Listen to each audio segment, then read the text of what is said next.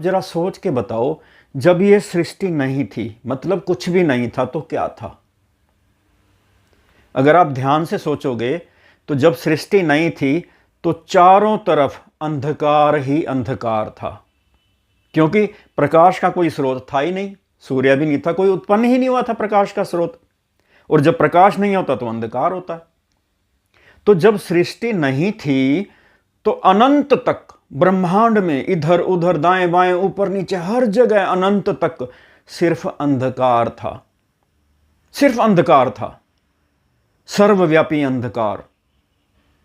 और इस अंधकार को ना तो अग्नि जला सकती है, ना शस्त्र काट सकता है, ना पानी भिगो सकता है। तो लॉजिकली अगर सोचें, कहीं ऐसा तो नहीं कि यह अंधकार ही परम सत्य हो, क्योंकि इस अंधकार में परम सत्य के सारे गुण हैं। प्रकाश होने के लिए तो कोई स्रोत चाहिए, अंधकार होने के लिए कोई स्रोत नहीं चाहिए। अंधकार तो अपने आप में था, सृष्टि से पहले भी था, सृष्टि के बाद भी रहेगा। अंधकार नष्ट होने वाली चीज नहीं है, और यह सर्वव्यापी था अनंत तक। तो देखा जाए, लगता तो ऐसा है, लॉजिकली सोचा जाए तो यह अंधकार परम सत्य नहीं है जिसको कोई नष्ट नहीं कर सकता। यह एक शक्ति तो नहीं है। सोचो जरा, ये कहीं ऐसा तो नहीं कि यही शक्ति हो जिसको हम ढूंढ रहे हैं। आप कहोगे नहीं, जहां प्रकाश होता है वहां अंधकार नष्ट हो जाता है, तो अंधकार परम सत्य कहां से हुआ? लेकिन जरा सोचो, प्रकाश तो बाद में आया ना। प्रकाश तो तब आया जब प्रकाश के स्रोत आए, चाहे सूर्य हो चाहे कोई और स्रोत हो। ये तो बाद में आए ना, जब सृष्टि की उत्पत्ति हुई। उससे पहले तो अंधकार था। मेरा कहने का मतलब, कहीं ऐसा तो नहीं कि प्रकाश भी अंधकार से उत्पन्न हुआ हो। ऐसा ही तो हुआ है, क्योंकि पहले अंधकार ही अंधकार था, उसी से प्रकाश उत्पन्न हुआ है। और जहां प्रकाश होता है उसके पीछे अंधकार होता है। अंधकार कहीं नहीं जाता, अंधकार से ही प्रकाश का प्रकटाव है। और किसी को ऐसा ज्ञान हो जाए, कोई कहे कि मुझे ब्रह्म ज्ञान हो गया, यह अंधकार ही परमात्मा है, क्योंकि अंधकार सर्वव्यापी है। सृष्टि से पहले भी था, सृष्टि के बाद में भी रहेगा। अग्नि जला नहीं सकती, पानी भिगो नहीं सकता, शस्त्र काट नहीं सकता, यही ब्रह्म ज्ञान है। तो क्या मान लें इस ब्रह्म ज्ञान को कि यही एक अंधकार है जो सर्वव्यापी है? मन नहीं मानता। लॉजिकली ठीक लगता है, सोचने से ठीक लगता है। और कोई ऐसे ब्रह्म ज्ञान को प्राप्त करके सोचे उसकी मुक्ति हो गई, उसने जीवन का लक्ष्य पा लिया, उसने परमात्मा पा लिया। अंधकार का ज्ञान भी अंधकार ही है। हाँ, लॉजिकली, क्योंकि इस तरह के ज्ञान में ना, इस तरह के ज्ञान में श्रद्धा नहीं आएगी, मन का अहंकार नहीं जाएगा। अगर इस अंधकार को, सर्वव्यापी को परमात्मा मान भी लें तो इससे श्रद्धा नहीं उत्पन्न होती, कनेक्शन नहीं बनता परमात्मा से। श्रद्धा, प्रेम, भक्ति, इमोशंस, ये इस ज्ञान में है ही नहीं। ना ही इस तरह के ज्ञान से जीवन बदलेगा। पहली बात तो परमात्मा का ज्ञान या ब्रह्म ज्ञान, ये शब्द ही गलत है। सही शब्द है परमात्मा के दर्शन, परमात्मा का एहसास, परमात्मा की अनुभूति, ये सही शब्द हैं। परमात्मा की प्राप्ति। परमात्मा का ज्ञान क्या होता है? पता भी है परमात्मा होता क्या है। इतनी असीम शक्ति, इतनी विशाल, जो हमारी कल्पना से भी परे है। हम उसकी नॉलेज ले लेंगे, उसको जान लेंगे हम? नहीं, हम उसका एहसास कर सकते हैं। है तो वो अभी भी, यहीं भी, बस उसका एहसास, उसके दर्शन है, उसकी अनुभूति है। जब इस तरह का ज्ञान होता है ना, एहसास वाला, अनुभूति वाला, दर्शन वाला, उससे जीवन में परिवर्तन आएगा, मन में ठहराव आएगा, लगता है कि कुछ पाया। ये खाली हाँ अंधकार ये सब जगह है, शस्त्र काट नहीं सकता, ये थ्योरेटिकल ज्ञान, इसका कोई मतलब नहीं है इसका। अब कोई प्रश्न पूछे तो क्या है फिर ज्ञान? क्या है प्रभु की प्राप्ति? जब ये भी नहीं है, सर्वव्यापी ये भी नहीं है, तो क्या है फिर? कौन सा परमात्मा है फिर? हाँ, ये प्रश्न उत्पन्न होता है। देखो, ये जो आत्मा का एहसास है ना, जो यही है, अभी है, यही है, मरने के बाद नहीं। ये जो अंधकार वाला ज्ञान है ना, सर्वव्यापी है, इंसान सोचता है चलो मरने के बाद पता लगेगा कि सही ज्ञान था कि गलत था। लॉजिकली तो ठीक लगता है, सब जगह है, सृष्टि नहीं थी वगैरह वगैरह, बातें तो सब सही हैं, लेकिन असली परमात्मा की जो अनुभूति होगी ना, वो आत्म अनुभूति ही है। परमात्मा का सही एहसास, सही दर्शन, ये आत्मा की प्राप्ति है, आत्मा की अनुभूति है। ये मन की कल्पना इसलिए नहीं है क्योंकि ये अभी एहसास कर सकते हैं। इसको एहसास यहीं पे किया जा सकता है, जहां पे आप हो ना, वहीं पे कर सकते हो।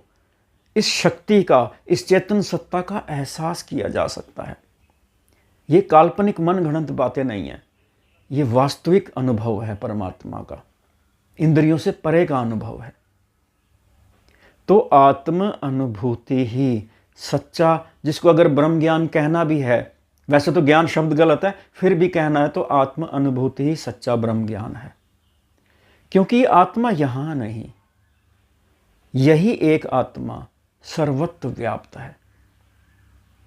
ये जो अंधकार जिसको कह रहे हैं ना, ये भी आत्मा ने रूप लिया हुआ है, अंधकार। पहली बात तो ये सृष्टि बाहर की है ही नहीं, ये ज्ञान भी बाहर का है ही नहीं, परमात्मा बाहर है ही नहीं, सब कुछ भीतर से उत्पन्न हो रहा है। सृष्टि का एहसास, ये जो बाहरी है, जितना भी एहसास है, इसमें ये शरीर भी बाहरी है, शरीर के बाहर का बाहरी नहीं है, ये स्वयं शरीर भी एक बाहरी है, ये भी एक अनुभूति है, सच्चाई नहीं है। तो ये सारे एहसास, जड़, चेतन, गर्मी, सर्दी, भूख, प्यास, प्रेम, हंसी, सुख, दुख, अंधकार, प्रकाश, जड़, चेतन, ये सारे एहसास ही तो हैं सृष्टि। और ये सारे एहसास मैं भाव करता है और आत्मा कराती है। आत्मा एहसास कराती है इस मैं भाव को, यानी सूक्ष्म शरीर को। मैं भाव मैं जब बोलता हूं तो उसमें हो सकता है थोड़ी कंफ्यूजन हो, तो मैं उसको सूक्ष्म शरीर बोल देता हूं ताकि आसान रहे बात।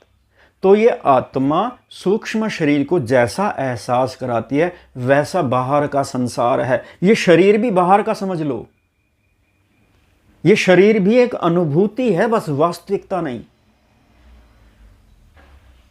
बाहर का जो भी है वो मात्र एक अनुभूति है, सच्चाई नहीं है, नहीं वो। इसको मैं थोड़ा एग्जाम्पल से क्लियर करता हूं। जैसे आप इंद्रधनुष देखते हो, बारिश में इंद्रधनुष दिखता है, तो इंद्रधनुष हैरानी की बात है, सचमुच में होता ही नहीं, वो सिर्फ दिखता है। अगर आप इंद्रधनुष वाली जगह पे चले जाओगे तो वहां दिखेगा ही नहीं, वहां होगा ही नहीं इंद्रधनुष। वो तो एक प्रकाश का एक इफेक्ट है, बस वास्तविकता नहीं। इंद्रधनुष नाम की कोई चीज होती ही नहीं, सिर्फ दिखती है, महसूस होती है। शरीर, संसार, ये महसूस होता है, होता तो है ही नहीं। और अगर आपका मन नहीं मानता, आपने मानना ही है कि ये संसार सत्य है, ये शरीर सत्य है, तो इसको फिर यूं समझ लो कि ये जड़ चेतन परमात्मा ही है। जैसे अंधकार है ना, अंधकार के पीछे परमात्मा समझ लो, परमात्मा ने ही अंधकार का रूप लिया हुआ है। एक ऐसी शक्ति जो संपूर्ण ब्रह्मांड में व्याप्त है, वही प्रकाश बनती है, वही अंधकार बनती है, वही जड़ बनती है, वही चेतन बनती है, वही खुशबू बनती है, वही बदबू बनती है, वही प्रकाश है, वही गर्मी है, वही सर्दी है, वही सब कुछ यही है। जड़ चेतन सारे एहसास, सुख दुख, जीव जंतु, सब एक ही शक्ति है। एक ही शक्ति से सब कुछ प्रकट हो रहा है। इसी शक्ति से मैं भाव भी, सूक्ष्म शरीर भी, सब कुछ इसी से प्रकट हो रहा है। और इन प्रकट होती हुई चीजों में से मैं भी खुद एक चीज हूं, मैं भी उत्पत्ति हूं, स्वयं कुछ नहीं हूं। लेकिन अगर आपने सचमुच में एहसास करना है तो आत्मा का एहसास करना पड़ेगा। आत्मा के एहसास में जो सबसे बड़ी रुकावट है वो मन का अहंकार है। मन का अहंकार पता क्या करता है, एक नशे की तरह है जो एहसास नहीं होने देता सच्चाई का। अहंकार ही रुकावट है सबसे बड़ी। और ये जो मैंने बताया ना, सृष्टि बाहर है ही नहीं एक किस्म से, इसका मैं एक और एग्जांपल दे देता हूं। जैसे सर्दी होती है, ठंड होती है, ठंड ये बाहर का विषय नहीं है। किसी को गर्मी में भी ठंड लगती है, जब मलेरिया हो जाता है, बुखार हो जाता है, तो गर्मी में भी ठंड लगती है, 2-2 रजाइयां ओढ़नी पड़ती हैं। बाहर तो गर्मी है, तो असल में गर्मी बाहर नहीं है, सर्दी बाहर नहीं है, ये एहसास यहां से है। हर जीव को, हर सूक्ष्म शरीर को ये आत्मा जैसा महसूस कराती है वैसा हो जाता है। तो मलेरिया असल में कुछ नहीं, ये आत्मा इस सूक्ष्म शरीर को ठंड महसूस कराती है, तो उसको ठंड लगती है। तो वास्तव में ठंड थी नहीं, फिर भी ठंड महसूस हो रही है। इसी तरह वास्तव में गर्मी भी नहीं होती, गर्मी महसूस होती है, ठंड महसूस होती है। ये महसूस होने वाली चीज़ है, ये यहाँ का विषय है, बाहर का नहीं। हम बाहर का सत्य मानते हैं, जबकि सब कुछ यहाँ से एहसास हो रहा है। देखना, सुनना, स्वप्न, बेहोशी, चक्कर आना, दिल का धड़कना, गतिमान, स्थिर, ये सारे एहसास हैं। हर जीव के लिए अलग अलग एहसास हैं, बाहर कुछ नहीं। एक और एग्जाम्पल देता हूं। जैसे कहते हैं चीनी मीठी है, चीनी मीठी है। चीनी बाहर से चीनी मीठी होती ही नहीं। मीठा होना, जैसे चीनी यहां पे ले गए ना, यहां पे जबान पे जैसे ही पड़ेगी चीनी, ये जबान निर्धारित करेगी कि वो मीठी है या तीखी है। जबान से एहसास उत्पन्न होगा। चीनी अपने आप में कुछ नहीं है, ना मीठी ना मिर्ची ना कुछ, सारा निर्भर करता है यहां से। जैसे किसी को कोरोना हो गया था, उसकी स्मेल, सूंघने की शक्ति चली गई, किसी की स्वाद की शक्ति चली गई, अब स्वाद नहीं है तो मीठा भी नहीं है। तो मीठे होने का जो अस्तित्व है ना, वो यहां से है, भीतर से है। चीनी का मीठा होना अस्तित्व, मीठा होने का अस्तित्व बाहर का है ही नहीं। ये सारा मामला यहां से है। मीठा होगा तो यहां से होगा। जैसे आत्मा इसको मिठास का अनुभव कराएगी, वैसा उसको, अगर आपसे कोई कहा जाए कि डिस्क्राइब करो, समझाओ कि मीठा क्या होता है, तो आप नहीं समझा पाओगे। मीठा एक एहसास है बस। सुनना एक एहसास है, देखना एक एहसास है। सारे एहसास ये आत्मा सूक्ष्म शरीर को कराती है। जैसा जैसा एहसास वैसा हमें बाहर का दिखता है, बाहर में ये शरीर भी वैसा दिखेगा। तभी तो हर एक जीव के लिए संसार अलग अलग है। समस्या पता क्या है, हम बाहर के अस्तित्व को सत्य माने बैठे हैं, इसको अनुभव नहीं मानते, इसको एहसास नहीं मानते। बाहर का जो भी है, ये शरीर भी, सारा कुछ एक एहसास है, एक अनुभूति है, सच्चाई नहीं। सच सिर्फ एक है, आत्मा या परमात्मा। बाकी सारा कुछ जड़ चेतन सब कुछ यहां से उत्पन्न हो रहा है। उत्पन्न हो रहा है का मतलब ये नहीं है कि जैसे धरती है तो धरती बन गई एक अलग से चीज, इस शक्ति से धरती बन गई। वो धरती ये स्वयं शक्ति ही है। मतलब ये ऐसे है कि बाहर से दिखने में धरती लगेगी, लेकिन है वो चेतन सत्ता ही, परमात्मा ही, यानी आत्मा ही। तो जो हमें दिखाई देता है, सुनाई देता है, महसूस होता है, हर चीज के पीछे परमात्मा ही है। परमात्मा का ही प्रकट रूप है ये सारा कुछ। हम जो प्रकट हो रहा है ना, उसको सत्य मानते हैं। जो प्रकट करने वाला है, जो हो रहा है प्रकट, जो शक्ति है जो प्रकट कर रही है अपने आप को, उस शक्ति को नहीं देख पाते। थोड़ा मैं इसको आसान कर देता हूँ। जैसे पानी का फव्वारा है ना, हम फव्वारे को तो सत्य मान रहे हैं, लेकिन हमें पानी का नहीं पता। हम सिर्फ फव्वारा देख रहे हैं, यानी पानी का ही प्रकट रूप था फव्वारा। या यूं कह लो कि बर्फ है, हम बर्फ को सत्य माने बैठे हैं, हमें पानी का नहीं पता। हमें यह नहीं पता कि ये बर्फ पानी ही है। हम सोचते हैं बर्फ अलग चीज है, पानी कोई अलग चीज है। इसी तरह ये पेड़ पौधे, जीव जंतु, आवाज, गर्मी, सर्दी, सब कुछ ये परमात्मा ही प्रकट है।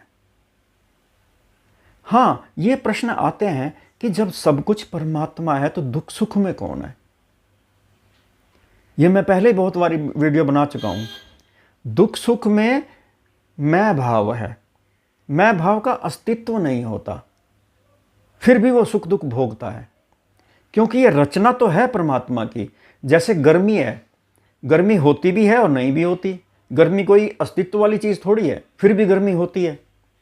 खुशबू कोई अस्तित्व वाली चीज़ नहीं है, मतलब कोई फिजिकली कोई पदार्थ वाली कोई चीज़ नहीं है, फिर भी खुशबू होती है। गर्मी, सर्दी, ठंडक, प्रेम, सारे एहसास होते हैं ना, लेकिन भौतिक रूप से नहीं होते, अस्तित्व में नहीं होते। इसी तरह अस्तित्व में ये मैं, ये शरीर, ये मैं और आप, ये सब एक ही चीज़ है, लेकिन मेरा मैं भाव अलग है, आपका भाव अलग है। ये भाव अलग अलग हैं, और दोनों के भाव यहाँ इसकी कृपा से हैं, इस आत्मा की शक्ति से हैं। जैसे यूँ समझ सकते हैं, कई उदाहरण दूंगा ताकि किसी तरह से आपको कहीं से कोई बात समझ में आ जाएगी। जैसे पानी, समुद्र में पानी है और उसमें बहुत सारे बुलबुले हैं। वो बुलबुले अलग अलग दिख रहे हैं, अलग अलग हैं भी सही, देखा जाए तो अलग अलग हैं भी सही, लेकिन फिर भी एक हैं। हर बुलबुले का साइज़ अलग अलग है, गुण अलग अलग हैं। कोई जल्दी फूटता है, कोई बाद में फूटता है, कोई बड़ा बुलबुला है, कोई छोटा बुलबुला है, लेकिन सबके पीछे है पानी, मूल रूप से पानी ही है। इसी तरह आप हुए, मैं हुआ, अस्तित्व दोनों एक ही हैं, हम सब एक हैं। सारा संसार, सारी सृष्टि एक ही चीज है, अलग अलग तो हमने बनाया हुआ है। जैसे ही 4 उंगलियां हैं, उंगलियां अगर हम नाम ना दें, इनका नाम ना दें उंगलियों का, एक ही चीज तो है ये, अलग अलग तो हमारी सोच की वजह से है ना। ये वास्तव में तो ये एक ही शरीर है, एक ही चीज है, हमने नाम अलग अलग अलग दे दिया। इसी तरह आप, मैं, पेड़ पौधे, धरती, सूरज, ये एक ही परमात्मा का प्रकट रूप है, अलग अलग तो हमारी सोच के कारण है। हाँ, हर जगह पे ये उत्पत्ति जो हो रही है, जैसे यहाँ पे है, सबसे पहले आत्मा ने ही शरीर रूप धारण कर लिया, आत्मा से ही मैं भाव उत्पन्न हो गया। मैं भाव भौतिक रूप से नहीं, यानी जो मैं हूँ, मैं ये सिर्फ मैं भाव ही हूँ, बस मैं भाव हूँ, बस इस ऊर्जा से हूँ, मुझे लगता है कि मैं हूँ। और यही मैं भाव जब अपने आप को अलग समझ बैठता है, मैं अलग से कुछ हूँ, इसी को अज्ञानता कहते हैं। और इसी अज्ञानता से सुख दुख है। अपने आप को कर्ता मान बैठता हूँ, मैं करता हूँ, मैं कुछ हूँ नहीं, जबकि बस मैं करता हूँ, मैंने ये कर दिया, मैं विद्वान, मैं पढ़ा लिखा, मैं धनवान, मैं बलवान, मेरे में ये गुण, मेरे में वो गुण, मैंने ये कर दिया, मैंने वो कर दिया। यही अहंकार सुख दुख का कारण है, और ये सूक्ष्म शरीर भोगता है। जब मैं शरीर बोलता हूँ ना, शरीर का मतलब मिथ्या जो है ही नहीं, शरीर का मतलब ये नहीं, शरीर का मतलब जो हमें परमात्मा से अलग महसूस होता है वो शरीर हो जाता है, जबकि है वो परमात्मा। जिस चीज़ को हम परमात्मा से अलग सोचते हैं वो शरीर है, वो सिर्फ सोचने की बात है, वास्तव में तो सारा ही परमात्मा है। तो सुख दुख में ये शरीर है, सूक्ष्म शरीर है। और ज्ञान होना क्या है कि मैं कुछ नहीं हूं। जब अपने आप को महसूस करते हैं ना, इस आत्मा को महसूस करते हैं कि इस आत्मा की ऊर्जा से बस मैं एक महसूस होने वाली चीज हूं, यही ज्ञान है। और इस तरह के ज्ञान से मुक्ति है, क्योंकि कर्ता भाव चला जाता है। इस तरह के ज्ञान से मन को शांति मिलती है, ठहराव मिलता है, और ये सच्चा एहसास है, काल्पनिक नहीं। वो जो अंधकार वाला था ना, अग्नि जला नहीं सकती, कैसे बोल देते हैं वो अग्नि जला नहीं सकती। अरे अग्नि को तो खुद परमात्मा पैदा करता है, अग्नि क्या जलाएगी? अग्नि खुद परमात्मा ही है। अग्नि तो तब जलाएगी ना जब एक परमात्मा, एक अग्नि, अग्नि उसको जलाएगी। वो अग्नि खुद परमात्मा है, ठंडक खुद परमात्मा है, वो क्या जलाएगी?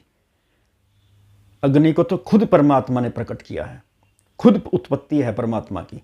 ऊर्जा, अग्नि, अंधेरा, सब कुछ परमात्मा के सिवा कुछ है ही नहीं।